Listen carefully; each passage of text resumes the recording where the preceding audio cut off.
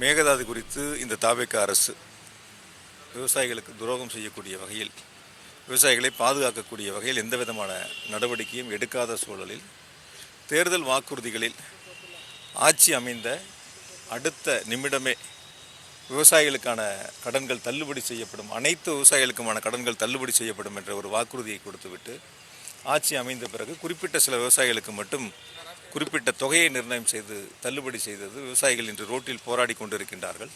முழுமையான விவசாய கடன்களை தள்ளுபடி செய்ய வேண்டும் என்று. இப்படி விவசாயிகளை பற்றி கண்டுகொள்ளாத, விவசாயிகளுடைய நலனில் அக்கறை கொள்ளாத இந்த தாவேக அரசை கண்டித்து எங்களுடைய எதிர்க்கட்சித் தலைவருடைய தலைமையில் தஞ்சாவூரில் மிகப்பெரிய ஒரு கண்டன ஆர்ப்பாட்டம் நடைபெற்றன.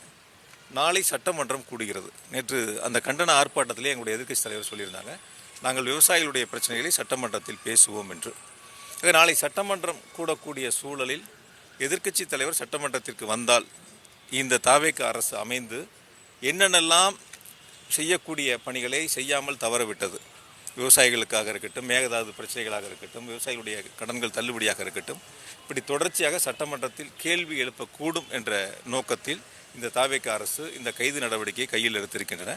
குறிப்பாக நீங்களே எல்லாரும் பார்த்துருப்பீங்க, யாரெல்லாம் இந்த தாவேக அரசுக்கு எதிராக குரல் கொடுக்குறாங்க. இப்போ பத்திரிகையாளர் உட்பட, நான் எல்லாத்தையும் சேர்த்தா சொல்கிறேன், பத்திரிகையாளர் உட்பட யாரெல்லாம் தாவேக அரசுக்கு எதிராக கருத்துக்களை சொல்கின்றார்களோ, இந்த குறுகிய காலத்தில் தாவேக அரசு அமைந்த காலத்தில் யாரெல்லாம் இந்த அரசு எதெல்லாம் செய்ய தவறியதோ அதெல்லாம் சுட்டி காட்டுகிறார்களோ அவர்கள் மீது வழக்கு பதிவு செய்வதை நோக்கமாக கொண்டு, இலக்காக கொண்டு இந்த அரசு செயல்பட்டு கொண்டிருக்கிறது. இது மிகப்பெரிய ஒரு கண்டனத்திற்குரியது.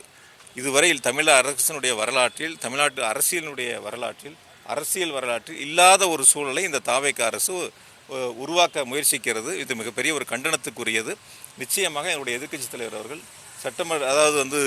நீதியின் மூலமாக வென்று தமிழ்நாட்டு மக்களுடன் துணை நிற்கும் இயக்கம் திமுக என்பதை நிரூபித்து காட்டுவார். நாளை சட்டப்பேரவை நாளைக்கு கூட இருக்கு, நீங்க சொல்லியிருந்தீங்க. எதிர்க்கட்சியின் குரலை ஒடுக்கும் வகையில் இது மாதிரியான கைது நடவடிக்கைகள் மேற்கொள்ளப்படுதா? அப்படிதான் இருக்கு. அதுதான் சொன்னேன் நான். எதிர்க்கட்சிகள் சட்டமன்றத்தில் எதிர்க்கட்சி தலைவர் பேசக்கூடாது, இந்த அரசுக்கு எதிராக யாரும் பேசக்கூடாது, இந்த அரசினுடைய அவலங்களை, இந்த அரசினுடைய மிக மோசமான சூழலை மக்களிடத்தில் எடுத்து சொல்லக்கூடாது, அது பத்திரிகைகள் உட்பட யாரும் பேசக்கூடாது என்ற நோக்கத்தில் இந்த வழக்குகள் பதிவு செய்யப்படுகின்றன. நிச்சயமாக சட்டமன்றத்தில் இந்த தாவேக அரசுனுடைய அவலங்களை எடுத்து சொல்லுகின்ற இடமாக எதிர்க்கட்சி தலைவர் நிச்சயமாக பயன்படுத்துவார், பேசுவார். அதை நேற்று தஞ்சாவூரிலும் சொல்லியிருக்கின்றார். விவசாயிகளை பிரச்சனைகளை சட்டமன்றத்தில் பேசுவோம் என்று சொல்லியிருக்கின்றார். அதற்காக இந்த கைது நடவடிக்கை முன்னெடுத்திருக்கின்றார்கள். எதிர்க்கட்சி தலைவர் கைது செய்யப்பட்டிருக்காரு. அடுத்த கட்ட நடவடிக்கைகள் என்னவாக இருக்கும்? நான் இப்போதான் நான் முடிச்சுட்டு வந்திருக்கிறேன், பார்ப்போம். இப்போ நான் அங்கே போக வேண்டிய அளவு கையெழுத்து பத்திரை போடணுங்கிறதுனால இங்கே வந்துட்டேன். இனி போய் தான் பார்ப்போம். இடையில பார்ப்போம். பார்த்து தேங்க்ஸ்.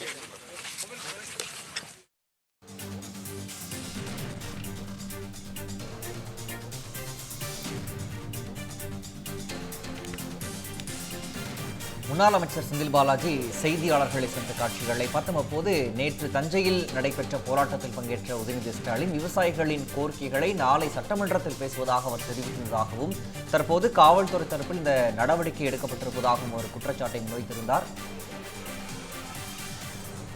நேற்று தஞ்சையில் நடைபெற்ற விவசாயிகள் போராட்டத்தில் முதலமைச்சர் மற்றும் நடிகை குறித்து அவதூறாகவும் மிகவும் கொச்சையாகவும் எதிர்க்கட்சித் தலைவர் உதயநிதி ஸ்டாலின் பேசியிருந்தார். இதையடுத்து அவர் மீது 9 பிரிவுகளின் கீழ் வழக்கு பதிவு செய்த நிலையில் சென்னை மாநகர காவல் ஆணையர் அமல்ராஜ் தலைமையிலான போலீசார் அவரை நீலாங்கரையில் உள்ள இல்லத்தில் கைது செய்திருக்கிறார்கள். அவரை தற்போது தஞ்சைக்கு அழைத்துச் செல்லும் காட்சிகளை நம்மால் திரையில் பார்க்க முடிகிறது. வழி நெடுகிலும் அவரை அழைத்துச் செல்லும் வாகனத்திற்கு முன்பாக திமுகவினர் அமர்ந்தும் வாகனங்கள் மீது ஏறியும் முற்றுகை போராட்டத்தில் ஈடுபட்டு வரும் காட்சிகளை நம்மால் பார்க்க முடிகிறது. சாலைகள் திறந்திருக்கும் திமுகவினர் தொடர்ந்து ஆர்ப்பாட்டத்தில் ஈடுபட்டு வரும் காட்சிகளை நம்மால் பார்க்க முடிகிறது. இதனிடத்தில் சாலையில் சென்று கொண்ட ஒரு நபரை தாக்குதல் நடத்தியிருக்கிறார்கள். அது தொடர்பான காட்சிகளை நம்மால் பார்க்க முடிகிறது. இரத்த கரையோடு அந்த நபர் இருக்கிறார். இதையடுத்து கைது செய்யப்பட்ட உதயநிதி ஸ்டாலின், என் மீதான கைது நடவடிக்கையை நான் காமெடியாக பார்ப்பதாகவும், தாவேக அரசு தொடர்ந்து அவர் மீது குற்றச்சாட்டை முன்வைத்து வருவதாகவும் தெரிவித்திருந்தார். தாவேக ஆட்சி காலம் எமர்ஜென்சி காலத்தை விட மிகவும் மோசமாக இருக்கிறது என்றும் உதயநிதி விமர்சித்திருக்கிறார்.